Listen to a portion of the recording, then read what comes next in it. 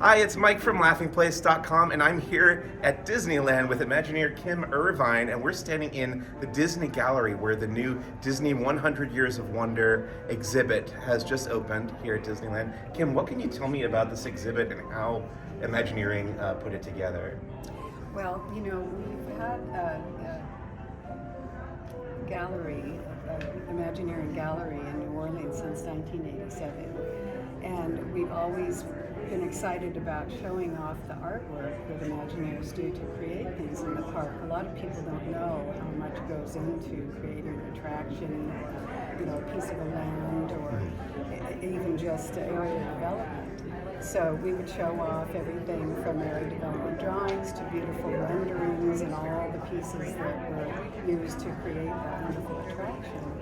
But for this show, since it was celebrating the 100th anniversary, we thought it would be fun to show also all the beautiful animators' work that went into creating the movies that inspired those attractions to begin with. And what's fun about it is a lot of those artists were the same people, like a John Hench or a Claude Coates or a Herbie Wyman. Those were Walt's artists on these films, and you can see their art for the film. And then you can see also their art that they created for the actual attraction for Disneyland. Fantastic. So can you give me some specific examples of attractions and films that are represented in this exhibit and how the choice was made to include certain projects versus others? It was tough because our typical show is about 35 pieces of art. This has about 135 pieces of art. So it was a lot of selection. My office was constantly covered with prints on the floor, trying to shuffle around and decide what we would concentrate on. But it depended on how many pieces we could get from each one and how they related to one another. Okay. We tried to find pieces like this Ivan Durrell piece from the castle from the film. This is the part where they're all townspeople are marching up to come to the baptism of the Lord. And then how the castle didn't really look like what Herbie finally came up with, but they were certainly inspiring one another as to the turrets and the beautiful landscaping around them and such. And then, for instance, in a newer film like Star Wars, we take some of the artwork from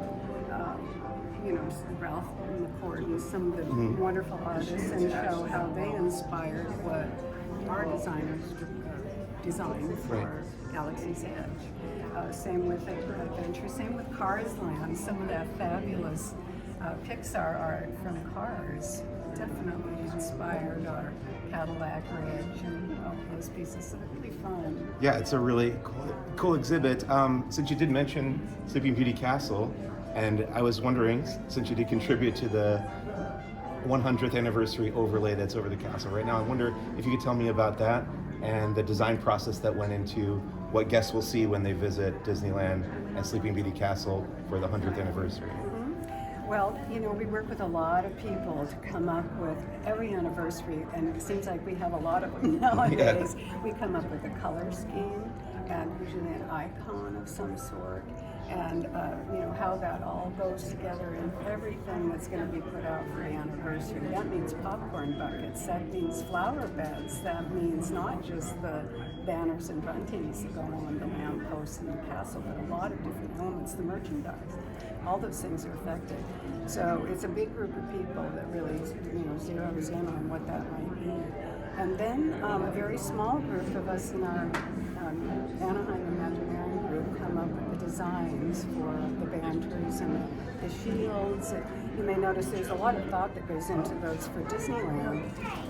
The original design for the 100th anniversary that was done by Yellow Shoes was very contemporary looking, and we didn't feel it would really fit in Disneyland, especially on campus in Main Street or on the front of medieval castle.